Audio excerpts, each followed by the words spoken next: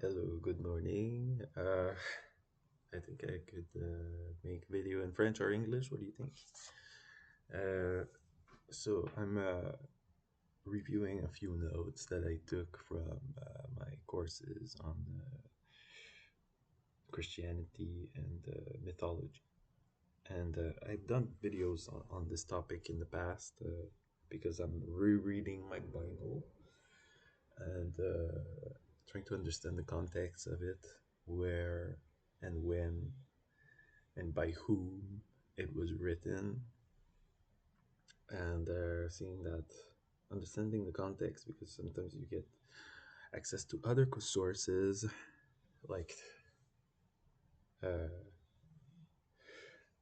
other documents that are found from the same period as the Bible was written in by archaeologists that maybe can confirm certain things or give another twist, another version of the story. So just to make sense of understanding what is this. And so I guess this is a very important thing. It's not something that is evil to do. It's something that is responsible to do, and giving a more accurate. It's not something that is because you have doubts or whatever. It's just really I want to really understand the truth, truth seeking. So uh, yeah, I had the opportunity to have a lot of information about the Bible and if it's corresponding to archaeological evidence, and it is not. Most of it is not, and some of it is completely contradicting the evidence. But I was just I was rereading my notes and I thought I found something about the context of the Bible or the New Testament. New Testament, where the first literature from the New Testament was written by Paul. Saul was a Roman citizen, educated Roman citizen, skilled speaker in the art of debate, and so he modified the message of Jesus because at the time, when he was alive, he's the first one who wrote books or literature about Jesus, because the disciples, the real disciples, and Jesus himself did not write. Nobody was there to witness most of it. So when we're talking about the angels visiting Mary, Mary didn't write about this, or when Jesus was alone in the desert, he's not writing about. He did not write about this. So these are other people who have told the story. So we need to trust that. Yeah, that is accurate what happened, but uh, the idea is that this was an oral tradition, and it was only 100 years later, after the events, that the stories were written from the oral traditions. The oral traditions were various versions of it, and some of it. Most of it we don't even know about today, because there are other versions like young Jesus, or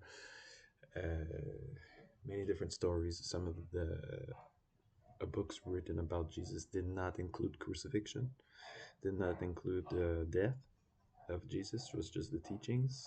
So different version of Christianity from the beginning. Some of them were talking about how the teachings of Jesus were important to follow. Some of them were talking about how the death of Jesus was important, and with the whole story of humanity. So some of them were talking about Jesus was a human and he ascended to become a divine. Just like Hercules from the Greek mythology was born human but half god, but then ascended to become a full god after. But others would say that he was God before, and he was immortal, and he came down to materialize as a human. So there's different versions of it. Some of them would talk about, just like today, you talk about when is the resurrection? Where is the resurrection? Is a Jehovah's Witnesses think that where resurrection is going to be on earth.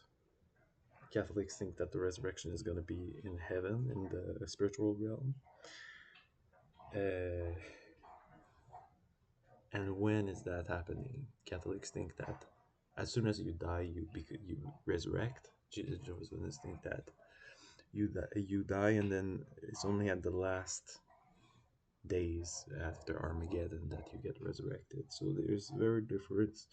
There's a variety of different understandings and interpretation to make the belief, but the core message, I guess that's what's important. But um, just thought that when we are talking about stories and mythology, that it really relates to not just Christianity, but since the beginning of humanity, of history, they have always had legends and myths, and some of them are copying other myths. Some, like I think a lot of the people that we're talking about, what happened with Jesus, they never actually visited the places where they're talking about. So they've never been to Galilee. They never saw that with their own eyes. It's just something that they heard about that is happening in the neighboring city. Similar to when the people in exile in Babylon were talking about, were writing about the Genesis stories. So the Moses, the Joseph story, the Abraham story. These were myths that were happening in neighboring cities and regions. But they're the people that are writing it. They are not. They probably maybe they never even been to those places. They're actually maybe using other myths and changing the names, just like the Romans did with the Greeks. They took the Greek gods and they made their version of it.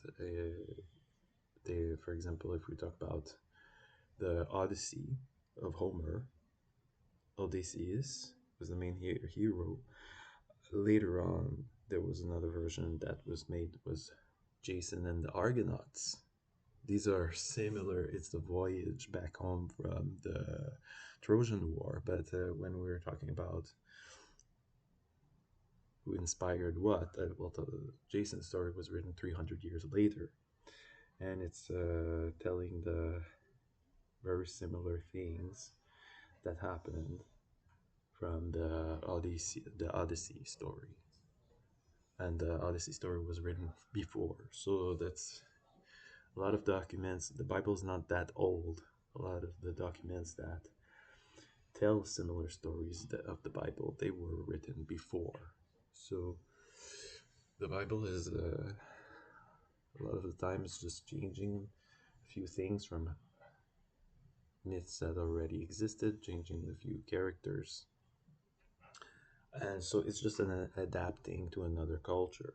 So if we're talking about Jewish culture, which was the Jesus the roots, uh, they were expecting a type of a king, Messiah that had nothing to do with the afterlife. But when we're making it adapt to Greek culture, Roman culture, they were much more into afterlife beliefs.